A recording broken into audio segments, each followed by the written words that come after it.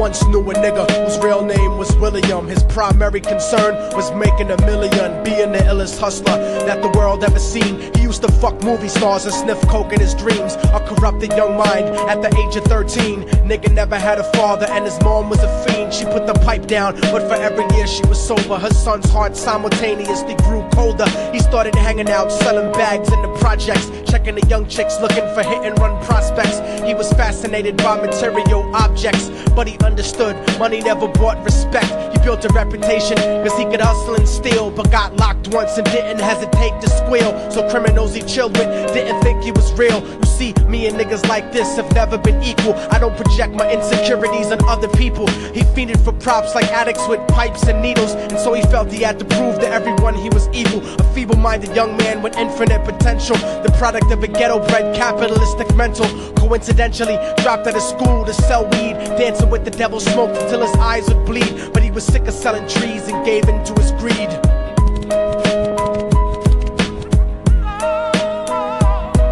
Everyone tryna be trife, never face the consequences. You probably only did a month for minor offenses. Ask a nigga doing life if he had another chance. But then again, there's always the wicked that knew in advance. Dance forever with the devil on a cold cell block. But that's what happens when you rape, murder, and sell rock. Devils used to be gods, angels that fell from the top. There's no diversity because we're burning in the melting pot.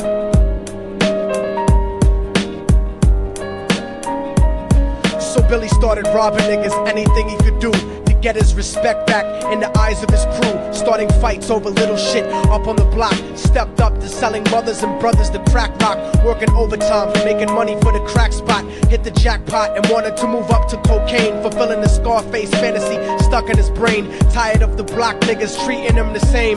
He wanted to be major like the cutthroats and the thugs, but when he tried to step to him, niggas showed him no love. They told him any motherfucking coward can sell drugs. Any bitch nigga with a gun can bust slugs. Any nigga with a red shirt can front like a blood. Even Puffy smoked the motherfucker up in the club. But only a real thug can stab someone till they die. Standing in front of them, staring straight into their eyes, Billy realized that these men were well guarded, and they wanted to test him before business started. Suggested raping a bitch to prove he was cold-hearted. So now he had a choice between going back to his life or making money with made men. Up in the sight, his dreams about cars and ice made him agree a hardcore nigga is all he ever wanted to be. And so he met them Friday night at 2:45.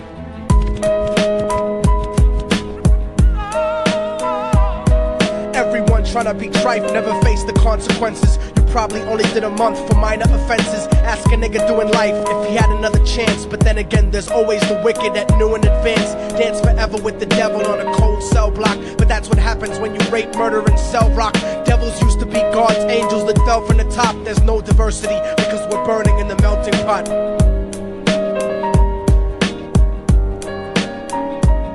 They drove around the project slow while it was raining, smoking blunts, drinking and joking for entertainment, until they saw a woman on the street walking alone, 3 in the morning, coming back from work on the way home. And so they quietly got out the car and followed her. Walking through the projects, the darkness swallowed her. They wrapped her shirt around their head and knocked her onto the floor. This is it, kid, now you got your chance to be raw. So Billy yoked her up and grabbed the chick by the hair and dragged her into a lobby that had nobody